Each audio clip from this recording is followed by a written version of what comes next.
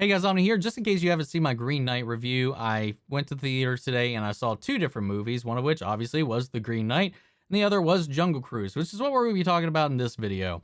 This is Disney's second attempt to adapt one of their famous park rides into a full-on film.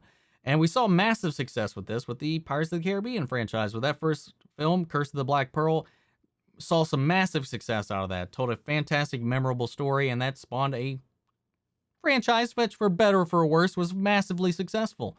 Now, I don't know if they're planning to franchise this, but we're definitely kind of seeing a lot of the same DNA coming into this. There's a lot of things that kind of seems like they're trying to capture the same energy as Pirates of the Caribbean. There's also a lot of inspiration being taken from a lot of other classic adventure films. There's a lot of similar tones as you would kind of feel with the kind of dynamics you would see between things like The Mummy, Anaconda 3 specifically, because the plot of this is pretty much exactly Anaconda 3.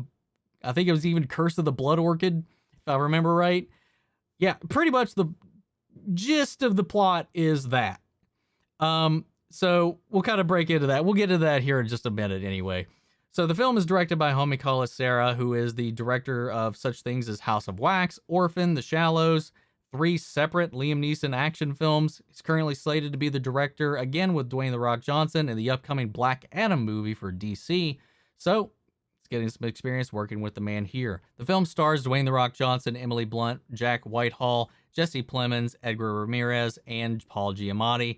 And for a film that has 2 extremely charismatic actors, such as Dwayne "The Rock" Johnson and Emily Blunt, those 2 characters have next to no chemistry in this film, though their characters themselves are pretty much just a specific archetype that we are very much used to. It is very similar dynamic as you would have seen in The Mummy between Brendan Fraser and Rachel Weisz in that. Obviously, this kicks off with the character Emily Blunt plays, who is a doctor of botany in England, who is studying this mythical flower that can supposedly cure any disease, any ailment whatsoever. But because she's a female in the scientific community, she's not taken seriously at all. There's also this running joke throughout the movie about the fact that Emily Blunt's character is a woman who wears pants. They pointed out so much throughout the movie that it ends up becoming her nickname throughout it, and they just kind of beat you over the head with it. It's really weird. With the help of her brother, she manages to steal this artifact from this museum that allows her to finally have this missing piece of the puzzle to help her find the location of this fabled flower. Unbeknownst to her, the museum had already lined up to sell this artifact to one of their benefactors, played by Jesse Plemons, who wants to turn over this item and its treasure that it is the key to over to Nazi Germany during this time. Definitely would have been something that would have been on their radar during this period, considering all the other things they were getting into on the side as well. So that sets up our opposing force, who is trying to race us to the end point, our end goal. After she makes off with the artifact, she drags along her brother to the Amazon, who is played by Jack Whitehall. He's a very eccentric, societal man. He takes pleasure in the fanciful things and the luxury of their position in life.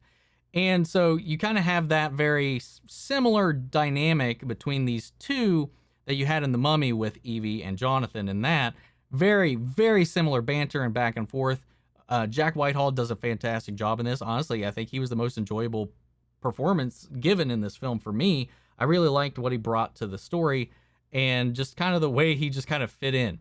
He also is Disney's first openly gay character, and actually has a pretty good, solid coming out scene with this monologue that's given that is really, really good. And he was a lot of fun. He had a lot of the levity to the characters, because a lot of the dynamics between Dwayne "The Rock" Johnson and Emily Blunt is just their 2 personas just clashing the entire time, much like Brendan Fraser and Rachel Weisz and The Mummy. Took them a while to kind of get into this point where they trusted each other and really kind of had each other's back. So there's this push and pull, this friction between these 2 characters, and with this lack of chemistry between these 2, and that's what I think that The Mummy kind of has up on this, is I really felt the chemistry in that film where I didn't really hear. These characters are just their personality traits to a T throughout a majority of the film. It does kind of shift gears in the 3rd act, but in a very predictable way that I was kind of hoping it wasn't going to do, as it was kind of just a cliche at this point. Jesse Plemons was aghast to watch, is him putting on this German accent, him just being this eccentric believer in this superstition of the curse of the Amazon, the curse that protects this this flower. What was it? I forget what they actually called it. So not only do they have Jesse Plemons and his crew chasing after them, they also have to deal with throughout this journey, you know, rapids, dangers of the Amazon, the wildlife, the natives, all kinds of stuff thrown their way. Cursed conquistadors who are previous explorers trying to find the very same flower that they are looking for. We get some glimpses of them in the trailers as well. They're very much more organic. Like one of them is like made of snakes, and other one's like bees and goo and honey and whatever, and the other one is just like made out of vines.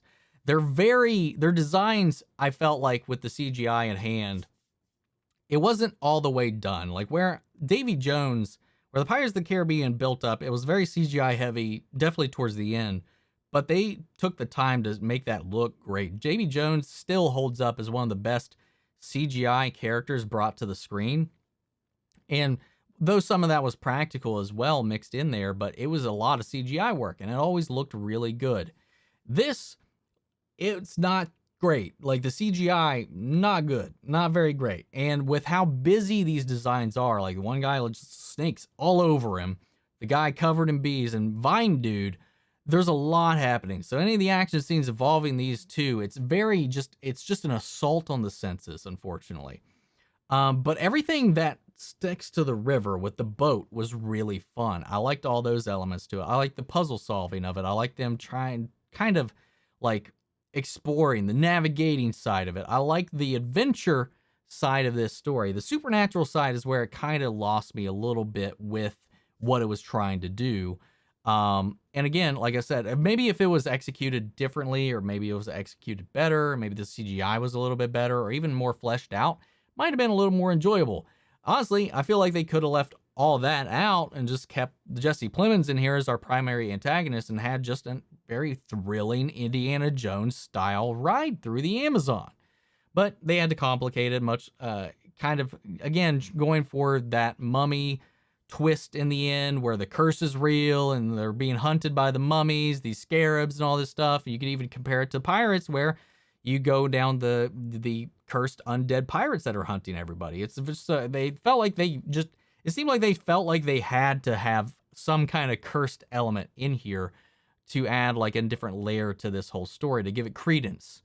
But it ends up serving to a purpose. It ends up serving something around that does kind of tie into the characters as well as part of the story, where I do feel like this film is more of a family film, or you could even say directed specifically to children. At the same time, there's a lot of plot that I feel like is probably going to go over most kids' heads. There's a lot of information throughout the film that just gets thrown at you at time and time and again. And, you know, with the breakneck speeds that this movie is running through the gambit, and with all the action, the colors and everything going on in the background, maybe they would be too distracted to even pick up on what's happening. I don't think it sinks to the shallow lows that like the most recent Space Jam did. I do still feels like there was an attempt to make something out of this theme park ride. It's just not all of it worked or coalesced in the way that I think they wanted it to. I still had a really good time with it. There's still a lot of moments in here that I found really enjoyable. I thought the music was entertaining. I thought some of the banter was all right when it didn't kind of wear out its welcome. There's a lot of great ideas in here. I think it's way too long for the story that they have. There's a lot of parts in this where it just seems like we're repeating a lot of familiar beats. And you could definitely shave probably 15 to 20 minutes off of this movie and still be fine. And still have honestly, a more smooth narrative throughout. And honestly, it would have been I think you would have had, you've been able to keep kids in their seats more easily by having it just be kind of shorter. Attention spans being what they are. Can kids stay still for 2 hours or more than 2 hours, actually? It's a little bit of a feat sometimes, but I enjoyed the movie. It was fine. If you just want a fun action ride for the weekend, I definitely do recommend it for that. It's not a great film by any stretch of the imagination, but I had a decent time with it. There's some decent performances in here, even though I don't feel like there was any chemistry or like a really strong dynamic that I felt between Emily Blunt and Dwayne "The Rock" Johnson. Their individual performances I still thought were entertaining for the movie that they were in. Unfortunately, people like Jesse Plemons and Jack Whitehall kind of outshined both of them, which is really surprising to me. This is the last film that Disney plans to release on the Premiere Access on Disney Plus. From this point forward, everything appears to be theatrical only. So we'll see how it goes in the near future with everything else. But guys, that's all I've got for this one. If you've seen the film, sound off the comments. Let me know your thoughts down below, and we'll carry on the conversation after the video. Huge shout out to our channel legends, Mandy Share, Ryan Karen, Jason Coleman, and Philly Vane. Thank you guys, as always, for your support. If you want to talk movies, TV, video games, anime, whatever, come join me on my socials or in my Discord. Links to all those are in the description of this video. And I will catch you guys in the next one. Take care, everybody.